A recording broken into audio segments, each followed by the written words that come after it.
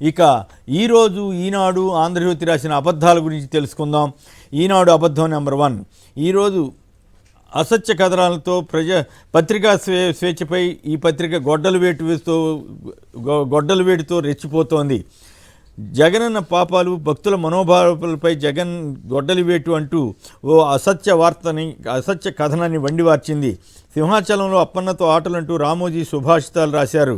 ఈ మానస ట్రస్ట్ సింహాచల ఆలయాలకు అనువంశిక ధర్మన్నారు అశోక్ గజబిరాజును తీసేసి అంటూ నిస్సిగ్గుగా కథనాలు ఇచ్చారు. తిరుమల, విజయవాడ, దుర్గమ్మ ఆలయాల్లో ధర్మకర్తల మండలి నియామకాలు సరిగ్గా జరగలేదంటూ తప్పుడు వార్తలు వచ్చేశారు. వాస్తవం ఏమిటంటే భక్తుల మనోభావాల కంటే ఎల్లో మీడియా మనోభావాలే దెబ్బతిన్నాయా అన్నట్లుగా ఈ పత్రిక కథనాలు ఇస్తోంది.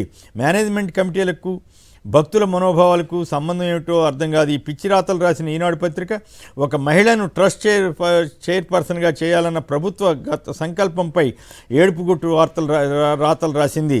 చంద్రబాబు టైంలో గుడులు కూల్చివేస్తే భక్తుల మనోభావాలు ఆనందంతో పొంగి పొర్లాయని రామోజీ తాండవిస్తున్నట్లుగా ఉంది. గుడులు పడగొట్టడం అంటేనే కదా గొడ్డలు వేటు.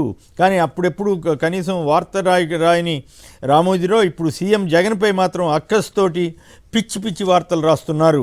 ఇక మరో అబద్ధం, సిద్ధమా జనంపై యుద్ధమా అంటూ మరొక ఏడుపుగొట్టు వార్తను కడుపు మంటతో ఈనాడు ప్రచురించింది.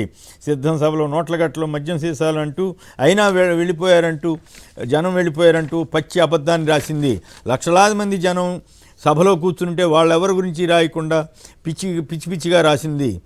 వాస్తవం ఏంటంటే చంద్రబాబు సభల్లో కుర్చీలన్నీ ఖాళీగా ఉన్నా అక్కడ నోట్ల పంపిణీ, మద్యం పారినా వీరికి మాత్రం మధురంగా ఉంటుంది. రామోజీ మద్యం స్వయంగా తానే తాగినంతగా ఆనందపడుతున్నట్లుగా ఈ వార్తలు ఇస్తున్నారు.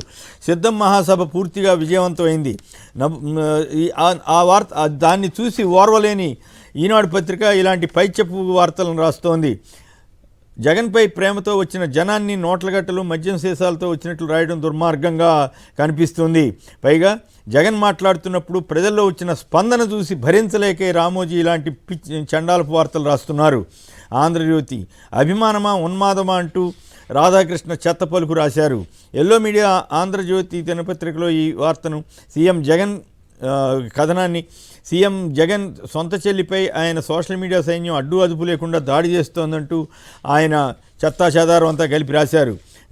వాస్తవం ఏంటంటే పవర్ బ్రోకర్, పైరవీ బ్రోకర్గా ఉన్న ఆంధ్రజ్యోతి రాధాకృష్ణ ఇప్పుడు ఉన్మాది అవతారం ఎత్తి జగన్పై విషం కక్కుతున్నారు.